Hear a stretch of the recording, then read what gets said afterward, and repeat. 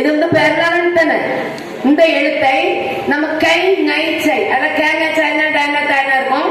நீங்க வாடிமே நான் எதை சொல்றேன்னா அதை வாடிமே செய்யணும் வைக்கணும். ஆனா இப்படி சின்ன எழுத்தெல்லாம் எழுத கூடாது. நல்ல பெரிய எழுத்துக்கெல்லாம் நீங்க கேங்க சைனா டைனா கீழே வரை என்ன செய்யணும் வச்சிடணும். சரியா?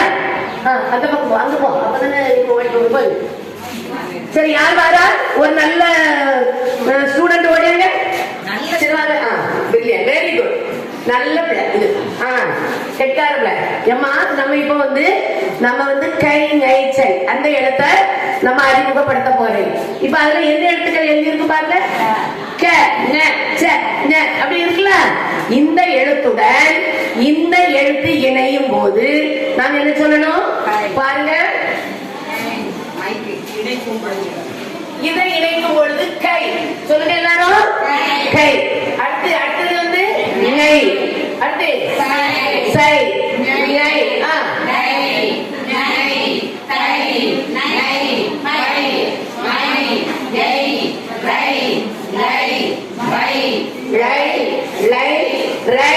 நை. Very good. பஞ்சுதான். நீங்க எல்லாம் டக்குனு பத்திக்கிறீங்களா?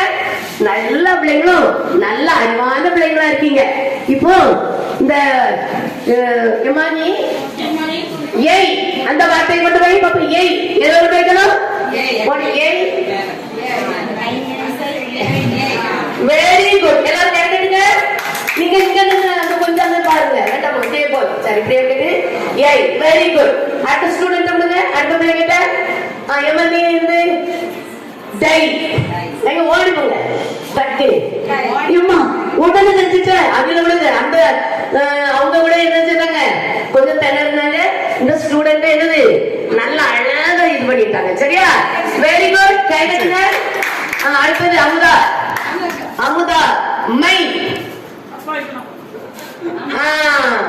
கரெக்டா? இது சரியா? மை கரெக்டா? கரெக்ட். Very good. கைடுங்க. அடுத்து பை. By by by.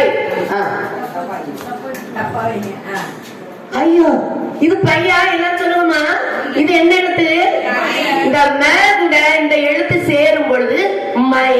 ஆனா நான் என்ன சொன்னேன்? மை சொன்னா பை சொன்னேன். பை வைக்கும் போது வேங்கிறது. இது கூட நம்ம இந்த எழுத்தை வைக்கும் பொழுது பை. அப்படிதானே? சரி.